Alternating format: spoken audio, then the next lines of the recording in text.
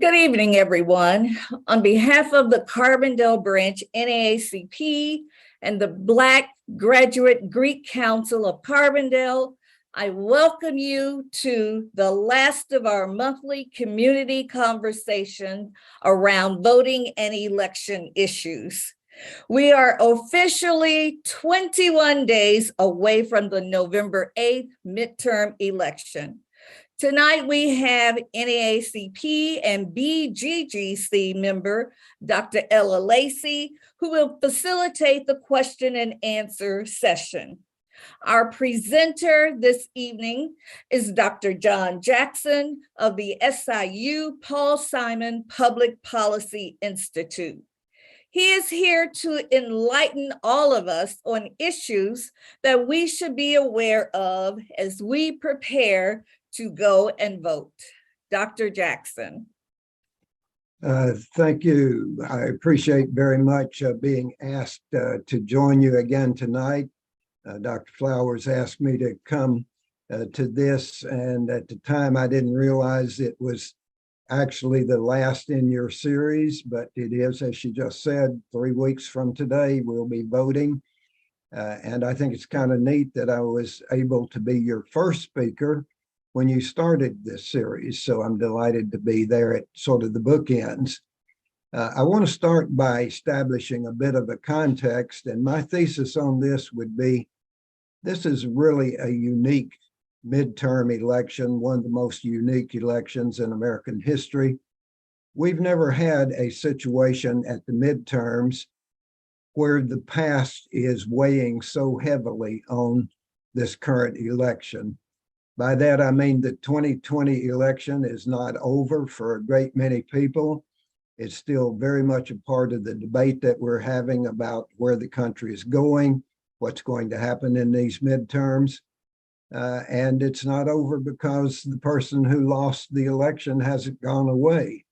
Indeed, he's very much a part of the context of these midterm elections, has all but publicly announced that he's going to run again in 24. So in a real sense, the 24 election has already started. So I like to think of this as kind of a Janus-like theory that is looking backward and looking forward at the same time. Donald Trump is a unique figure in American history, and for one reason he's unique is this exact situation where he is so much a part of the conversation for what's going to happen in 3 weeks, and indeed what's already happening out there with early voting that's going on. So we've never really done one like it before. And I think everybody agrees the stakes are enormous in this election, and the stakes include who's going to control the House and Senate for the next 2 years, the last half of the Joe Biden administration. So if we could get that first slide, Jennifer, and let me bring it up and talk about it for just a minute. Dr. Baker or Dr. Flowers asked me to talk about what are the issues, and I want to cover that immediately. And there you have it on your screen. In a very recent, The Hill is a reputable publication, and they made use of NBC Marist University polling, and that's what you have there. And of course, you're not surprised to know this. The economy, jobs, and inflation's number one. 34% said the economy, jobs, and inflation. That one is one being heavily pushed by the Republicans, being heavily pushed by the criticism of Joe Biden that the economy and the inflation, at least, maybe not the jobs, which is really a good news story, but the situation people find themselves in, and particularly on inflation. Price of gasoline is hammered all the time in the mass media, and everybody talks about it virtually daily if you watch national news, the cable news programs, and whatnot. That one is almost certainly going to heavily advantage the Republican Party, and if they win, it'll be very much a part of this conversation having been set up and the narrative having worked out in their favor in terms of the interpretation of what kind of shape the economy is in.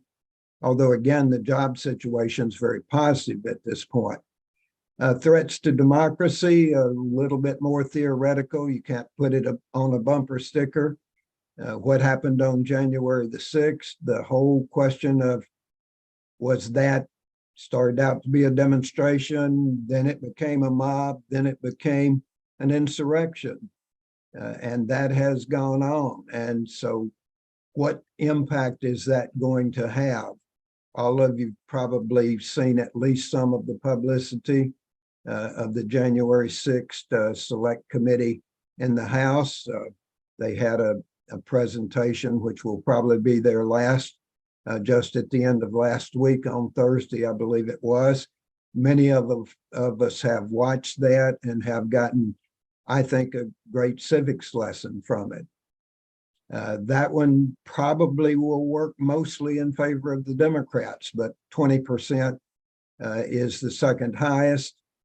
Immigration, open borders, you know that's being milked by Republican governors, especially the governor of Texas and the governor of Florida to great advantage. The media have been all over that, the treatment of the immigrants at the borders, and then the stunt of loading them up and flying them to first Florida from Texas and then up to Martha's Vineyard. Everybody's accustomed to that by now and the argument that goes on and on. The next one, the Democrats are relying very heavily on since the overturn of Roe versus Wade by the U.S. Supreme Court. Democrats hope that will mobilize their base. It's not clear if it is enough because only 8% cite it as a most important issue, but nevertheless, people that feel strongly pro-life or pro-choice for that matter are very likely to go vote. Probably, though, a net benefit for the Democrats. Then there are concerns over the climate. I think that one will certainly be a net benefit to the Democrats, and that one's been with us for generations, but it has gotten, I think, more and more insistent as we've had more and more of these extreme climate events. And then there are guns, and there are always guns, and guns are always a part of the conversation. But that too, I think, has become more insistent because we've had such an enormous number of mass shootings, and those mass shootings are just horrific, terrible toll taken on the communities and on the individuals. We had one in Highland Park in suburban Chicago, for example, on July the 4th. That conversation goes on and on. We never really do much about it, but we talk about it a lot. And on balance, it certainly accrues to the benefit of the Republicans who have a real hold on a lot of gun owners and Second Amendment supporters that are really very, very strongly committed. So that's the top list right there. We can use those as part of this discussion as we go along, but I do want to move along to the next slide, which is the basic rule. And that basic rule is that the party in the White House almost always loses somebody, several somebodies in the House and other long-term members in the Senate.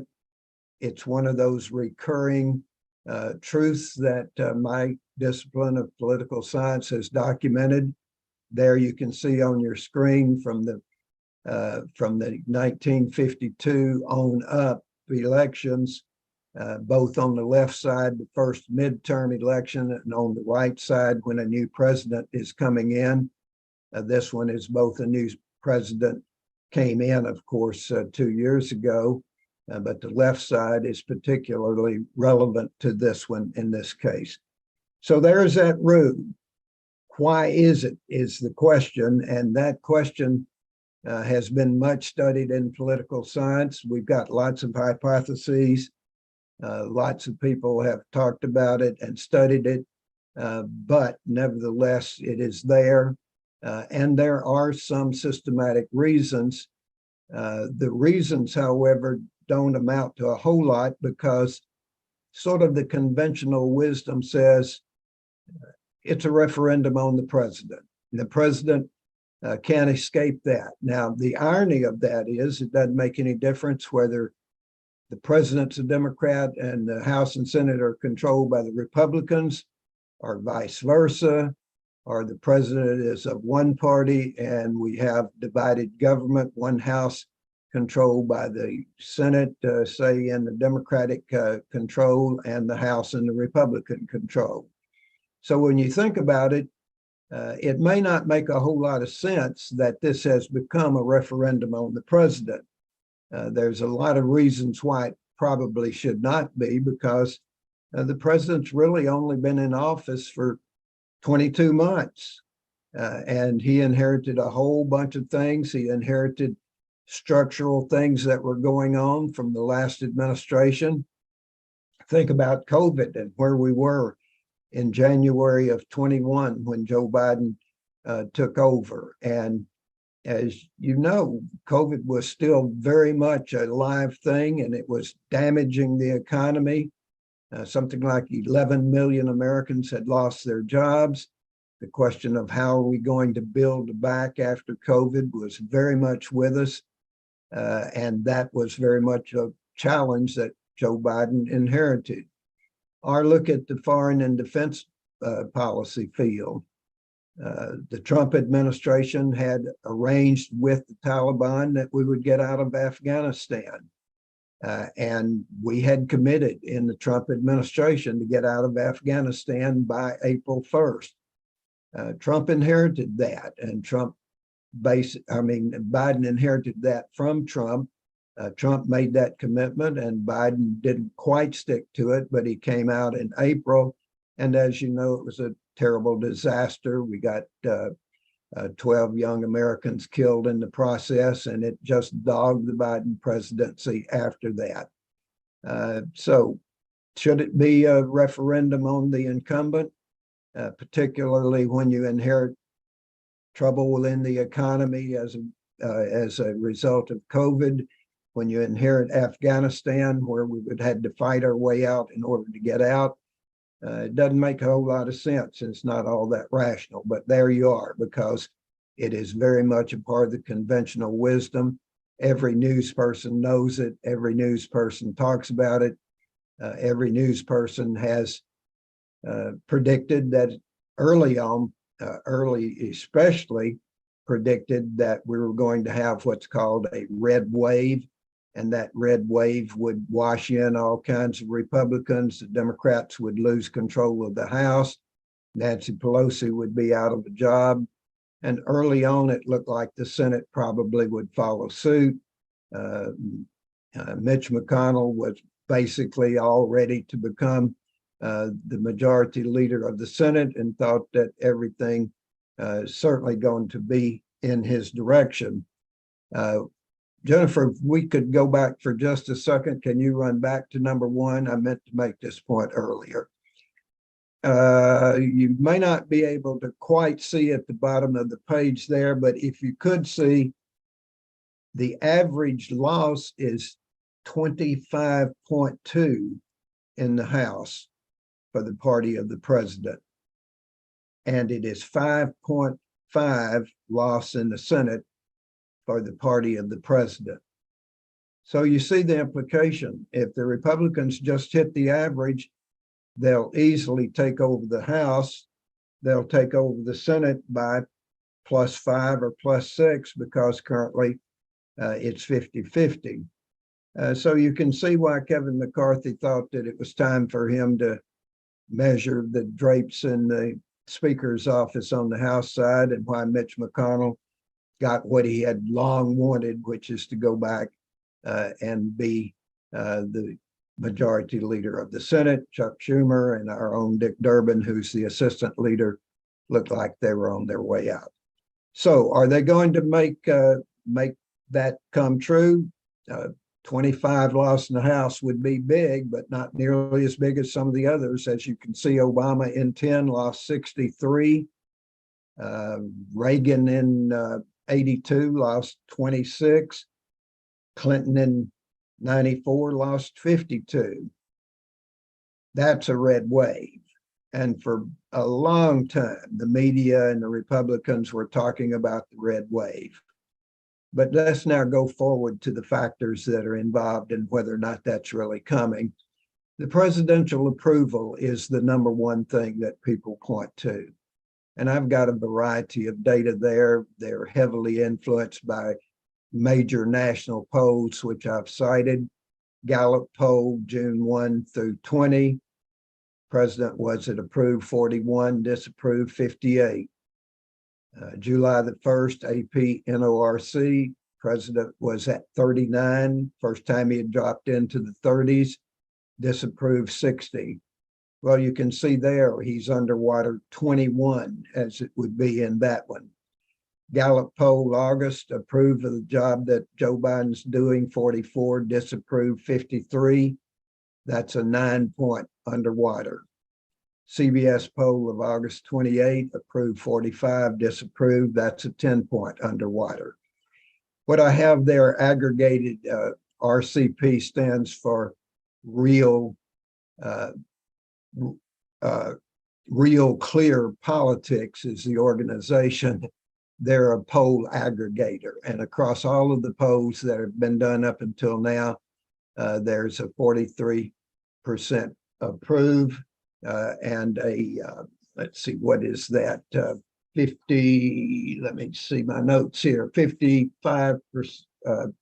53% disapprove. So that's underwater by 10 points. And that's about where the president's been so far. Number two is, are you satisfied with the job that Congress is doing? That might at first blush be the most reasonable interpretation of midterms, because after all, it's the midterm elections and we're deciding who's going to run the Congress for the next 2 years. And in a rational world, that would be the driver more than the presidential approval. It is important. The Gallup poll, however, in June 1 through 20 shows you some of the reasons it's a problem also, because approve is at 16 and disapprove is at 84. Gallup poll September 1 through 16, approve 23, disapprove 75.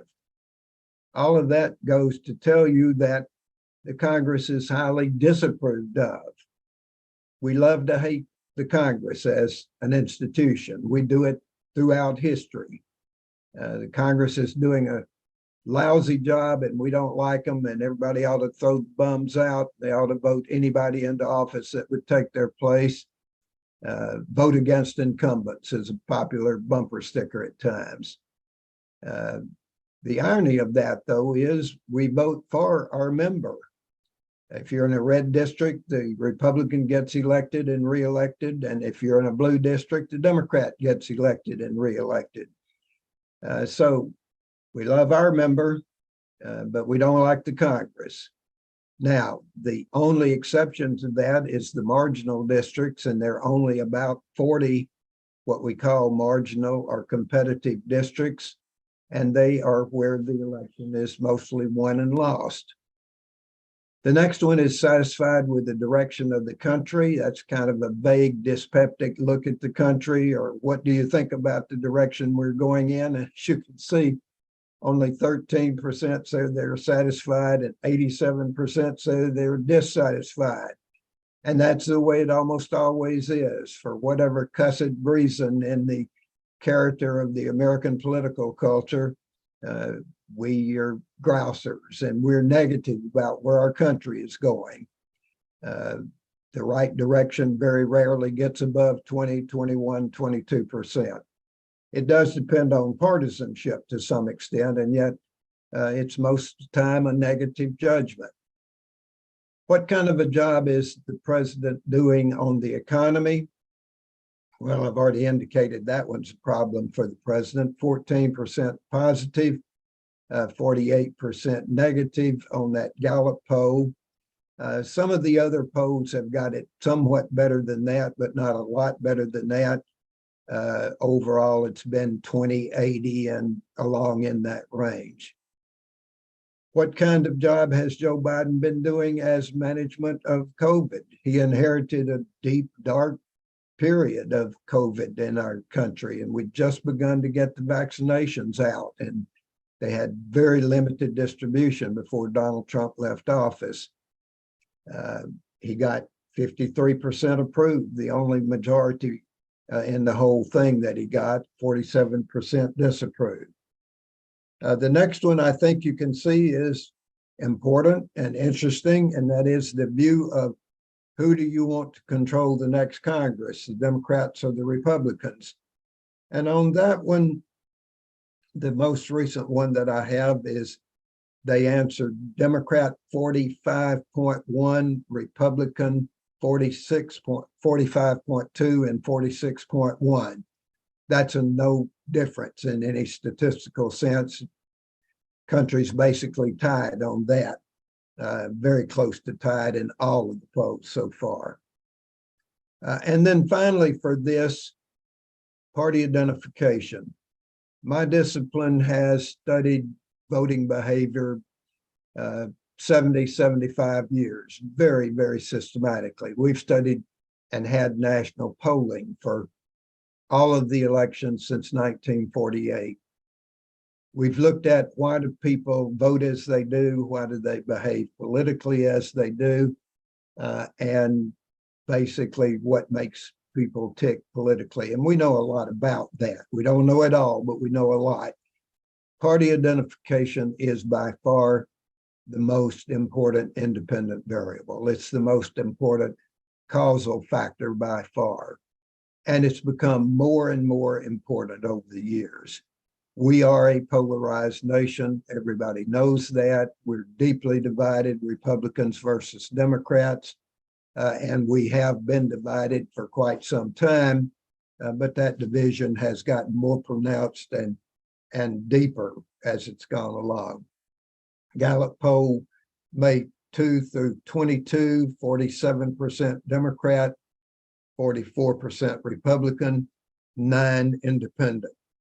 Now, it may, I think, surprise some of you that independent is only 9, but what they're doing is in these polls, they now use what's called a pure independent.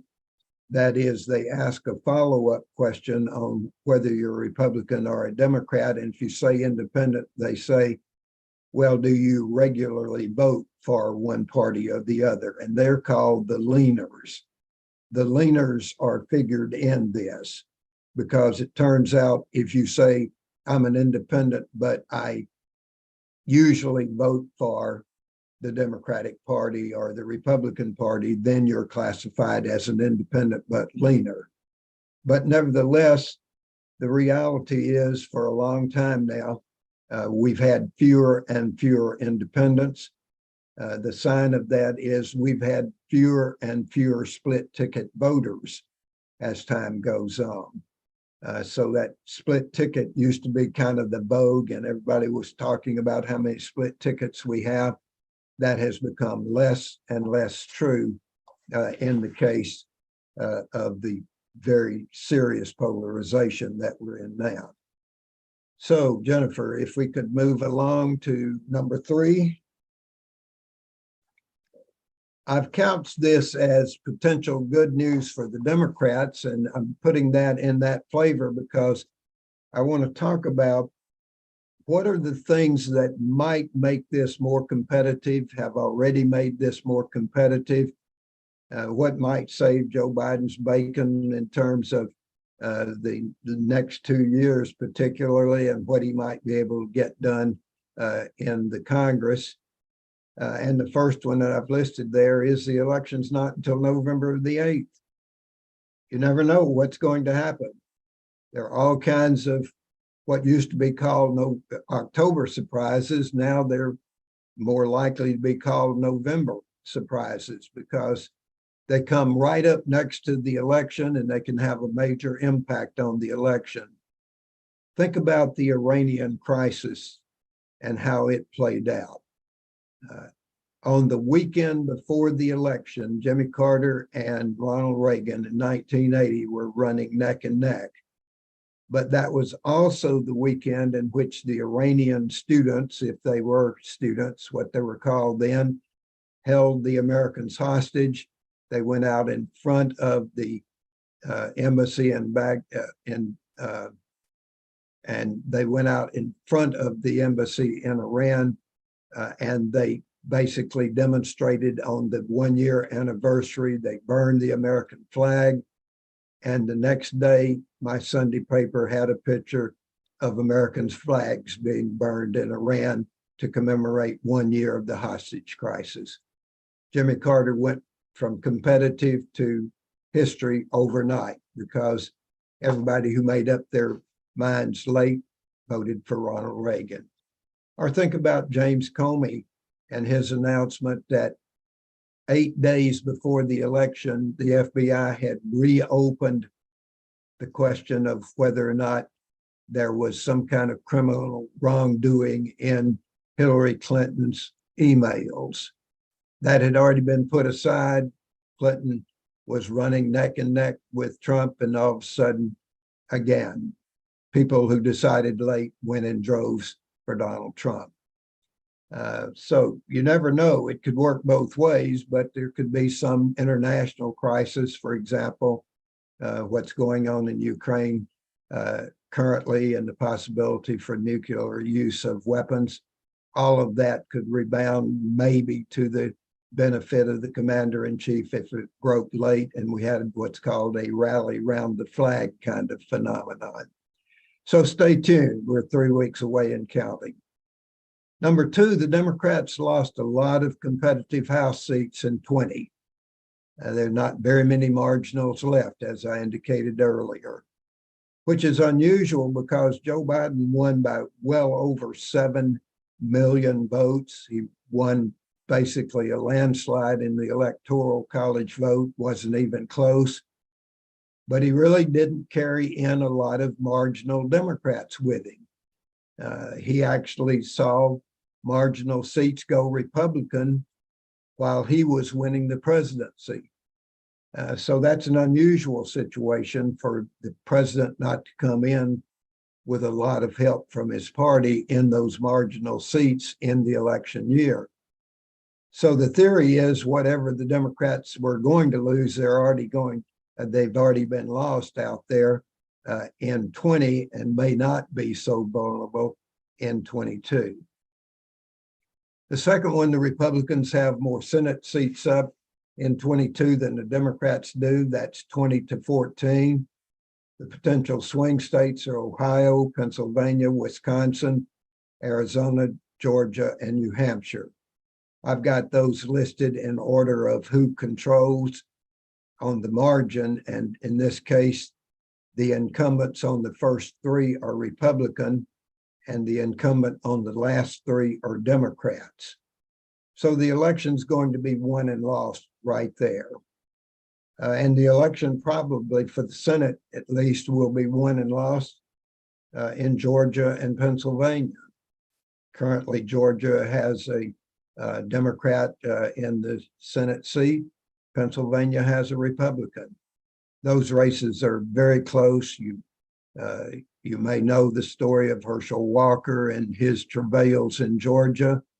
And for all the publicity he's gotten, most of which is negative, he's still only 2 or 3 percentage points behind. Federer is the Democrat in Pennsylvania. He's been running steadily about 2 or 3 points ahead of Dr. Oz, who many of you know from television. He's a television doctor and a celebrity, and he's running a very competitive race, although he's had a lot of problems in that race. But Federer had a stroke, and the issue of how much has he bounced back from that stroke is very much on the minds of the pollsters and the voters in Pennsylvania. Wisconsin, Arizona, New Hampshire, Ohio, they could all go one way or the other, and which way determines the outcome in the Senate. And at 50-50, anything can the difference. Turnout, it all comes down to turnout. Political scientists always say that. And it's always true. That's why we say it. Who's going to get their people to the polls? Who's going to get their people mobilized? And I can tell you here, the research in my discipline says Republicans do a much better job on average than Democrats do. The Republican base shows up. If you are if you're pro-life, if you're angry about gun control, if you're angry about the immigration situation, you're going to show up because Republicans get motivated by those kinds of things. And the question is, I raised earlier, can the Democrats use fear about our direction of the democracy, concern over voting rights, concern over the question of Roe versus Wade and what will be protection for women's rights? Those have been motivating Democrats, particularly women, but it's not at all clear that that's going to be enough. And the Democrats always have the greater challenge there. Of the issues moving the voters, abortion has moved up, as number 5 indicates. It's moved up, but as we just saw, it's not nearly the top of the page. It's probably, however, helping Democrats motivate the base, and I think especially among women, and I think among well-educated suburban women.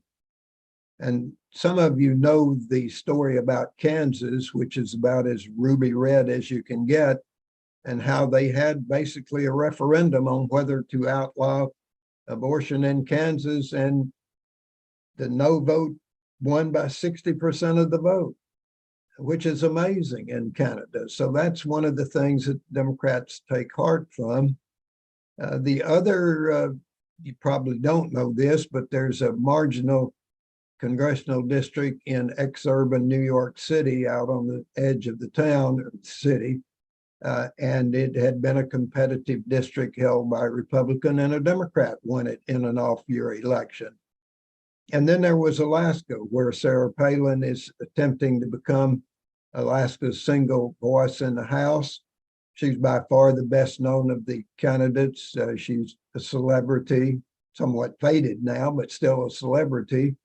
And Republicans dominate Alaska, and yet the Democrat won because there was a third person in the race, and they used an unusual voting mechanism called ranked choice. She lost that interim election. Democrat took the seat in the House and has a decent chance of staying. She's running on a lot of issues, but certainly abortion as well as indigenous people rights are some of the things she's talking about. Number 6, Biden's approval ratings did come around a bit, especially in the last half of August and first half of September. He got closer in terms of being underwater, and the media really started tempering their talk about the fact that the red wave was more likely, and the fact that the party in the White House is going to lose no matter what. And they've become a little more nuanced as they've talked about these things. I think the media, the mainstream media at least, have come around to the view that this is going to be a competitive election. A lot of close races in places like Arizona and Georgia and New Hampshire and Wisconsin and Ohio are going to determine not only the Senate, but a lot of the marginal seats in the House. And then finally, for this slide, Trump continues to dominate the narrative. I frankly thought he faded away from the scene a bit in like January through June of this year. You didn't hear Trump every night at near the top of the newscast. You didn't hear constant talk about what Trump did today. Most of the days he was going golfing anyway, but he he really did fade out a bit. About April, May, and June, though, he went back on the campaign trail. He started doing those rallies again. He started talking about the election being stolen. And the faithful came out, maybe not in the numbers that he claimed, but nevertheless, they came out and he got heavy coverage the next day. Then there was the raid on Mar-a-Lago. I can hardly say that one here at the end of the day. And it enraged Trump and enraged all of his people. And they've made an issue of it. And he's talked about how his home was invaded. He's gotten incredible coverage in the media over, and his supporters over the outrage over that raid. And then, of course, we've all been the beneficiaries, I think, of the committee holding the hearings, the House Select Committee. What was January the 6th all about? We had last Thursday evening, the last of those hearings. I think they've done a great job of laying out the case for history, of explaining what happened, explaining who did what, and then last Thursday night talking very directly about what was the role played by the former president. Was he an innocent bystander or was he the commander-in-chief? And they made the case that he really instigated and heavily was involved with the planning of what went on. And it was weeks in the planning, and the Proud Boys and the Oath Keepers were in touch with his people. And I think the committee has been a real civics lesson, and I think that will have some negative impact on the Republicans' possibility. I think people like Mitch McConnell, for example, would really like for Donald Trump to go away. And of course, he hasn't gone away. He's gotten, if anything, louder and more successful. The Economist magazine did a study of all those who ran in the primaries as proud Trump supporters and election deniers. And 80% of those candidates won in the Republican primaries for governor, senator, House, and so forth. So he's still very much a force in the Republican Party. So what that has meant is this was going to be a referendum on Joe Biden, a referendum on the president, and that's what the Republicans wanted. But now they've got Trump back in the situation, in the scene, in the narrative. And all of a sudden it's become a race between two real human beings with all their faults and with all their warts.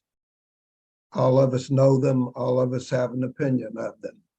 So what was, as I started this discussion earlier, to be a referendum has become a choice. And the president has a saying that I like on this. He says, "Don't judge me by the Almighty, judge me by the alternative." And that's what this election has come down to, as it comes down to the wire. It's no longer your ideal president, because your ideal president's not out there. It's a choice very heavily impacted by Donald Trump. And as Joe Biden wants, it has become not just a referendum on him, but a contest between him and the person most think would be the Republican Party nominee if he decides to run, and it looks like he is. So in closing, I am wrapping up so we can have a conversation. This is an important election. I'm something of a junkie. I think they're all important, but this one's terribly important. I commend the library and NAACP for putting so much time in trying to educate people about it and educate people about the choices that they have to make. And some of you may have already voted. Some of you will vote between now and 3 weeks from now. And 3 weeks from tonight, we're going to see those results start rolling in. And as I've indicated, 2024, the next day, will be very much on us.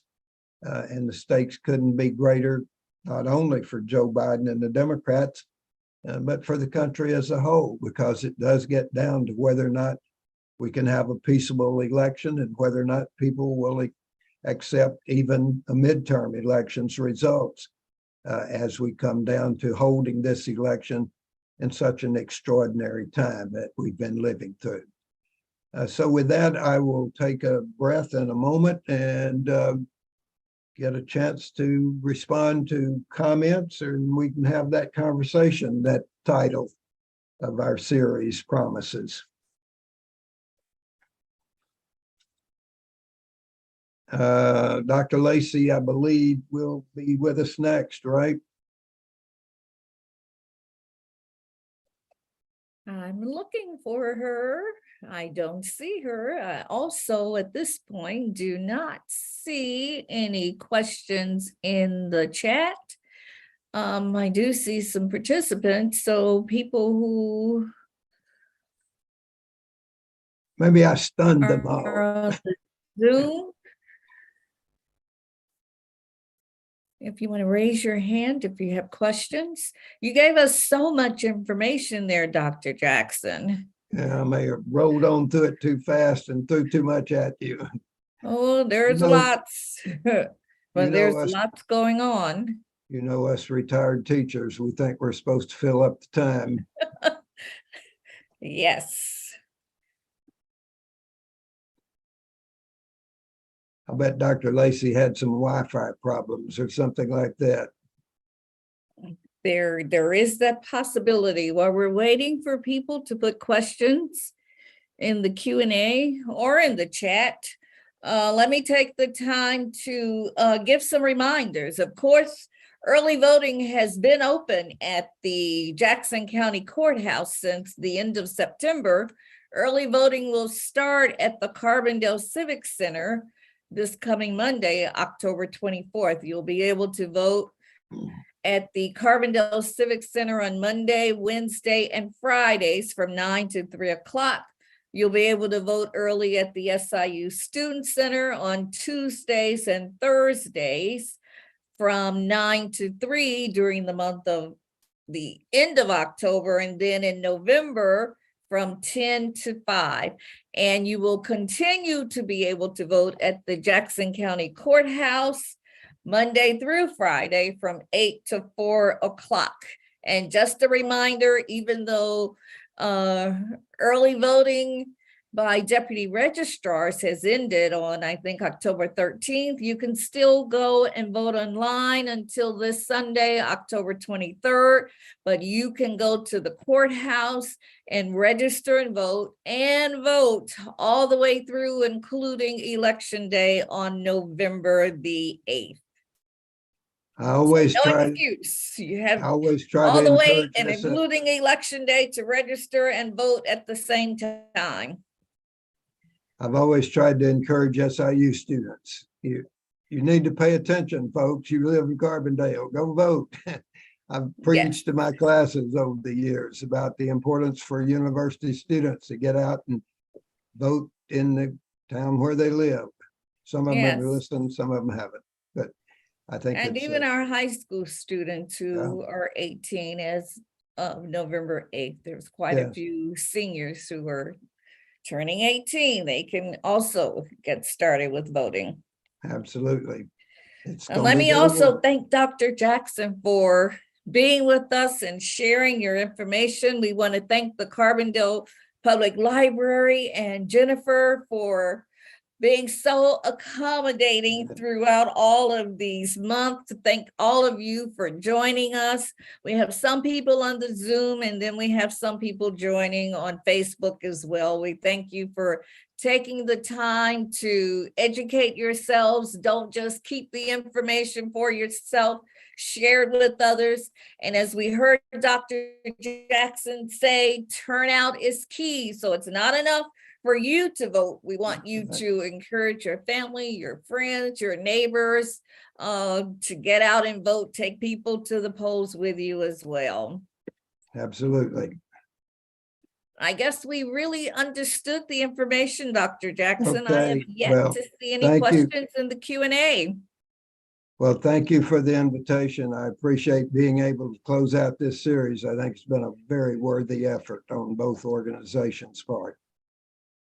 We appreciate you sharing such valuable information. We will share this again on the Carbondale, Illinois Facebook page. Okay, And it's also available on the Carbondale Public Library Facebook page and YouTube page. And so you guys can also share that information with your family and friends.